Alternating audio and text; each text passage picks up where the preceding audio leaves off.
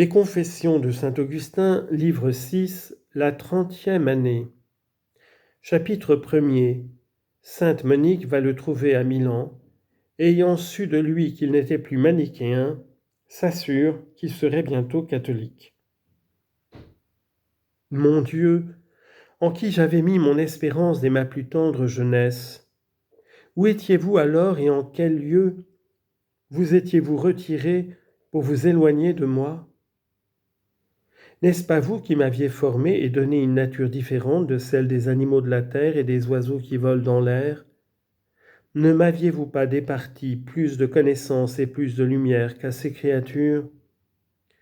Et cependant je marchais dans des ténèbres et dans des chemins glissants. Je vous cherchais hors de moi et n'avais garde de vous trouver, puisque vous êtes le Dieu de mon cœur. J'étais tombé dans le profond de l'abîme, et non seulement j'étais dans la défiance, mais même dans le désespoir de pouvoir rencontrer la vérité. Ma mère, dont la piété généreuse ne trouvait rien de difficile, m'ayant suivi par mer et par terre, était arrivée à Milan. La confiance qu'elle avait en vous lui faisait mépriser les plus grands périls, et dans le danger de faire naufrage, elle consolait même les matelots qui consolent d'ordinaire ceux qui, n'étant pas accoutumés à la navigation, sont agités de trouble et de crainte lorsqu'ils voient une tempête. Et elle leur assurait qu'ils arriveraient à bon port, parce que vous le lui aviez promis dans une vision qu'elle avait eue. Elle me trouva encore en très grand péril par le désespoir où j'étais de pouvoir reconnaître la vérité. Et lorsque je lui déclarai que je n'étais plus manichéen, mais que ce n'était pas encore chrétien catholique, elle ne s'emporta point de joie, quoique cette déclaration la mit hors de peine en ce qui regardait le premier point de ma misère, qui avait tiré tant de larmes de ses yeux et l'avait obligé si longtemps à me pleurer comme mort, mais comme un mort que vous deviez ressusciter et qu'elle portait continuellement dans le fond de sa pensée, ainsi que dans un cercueil, afin que, touché de compassion, vous disiez au fils de cette veuve : « Jeune homme, levez-vous, je vous le commande. »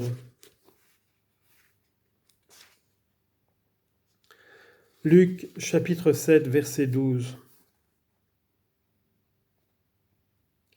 Et qu'ainsi il ressuscita, il recouvra la parole, et que vous le rendissiez à sa mère.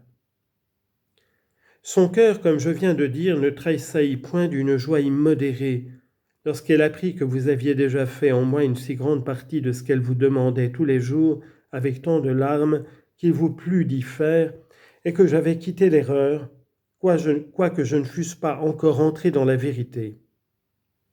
Au contraire, parce qu'elle savait avec certitude que vous ne manqueriez pas d'accomplir la dernière partie qui restait de cet ouvrage, d'autant que vous lui aviez promis de l'achever tout entier, elle me répondit avec un esprit tranquille et plein d'une extrême confiance qu'elle s'assurait, en Jésus-Christ, qu'avant qu'elle partît de ce monde, il lui ferait la grâce de me voir bon catholique.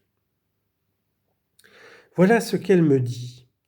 Mais en même temps, elle redoublait ses larmes et ses prières vers vous, mon Dieu, qui êtes la source des miséricordes, afin qu'il vous plût d'avancer votre secours et d'illuminer bientôt mes ténèbres. Elle allait à l'église avec plus de soin et de ferveur que jamais. Elle était ravie d'entendre votre serviteur Ambroise et de boire à cette fontaine des vérités évangéliques dont les claires eaux rejaillissaient jusqu'à la vie éternelle.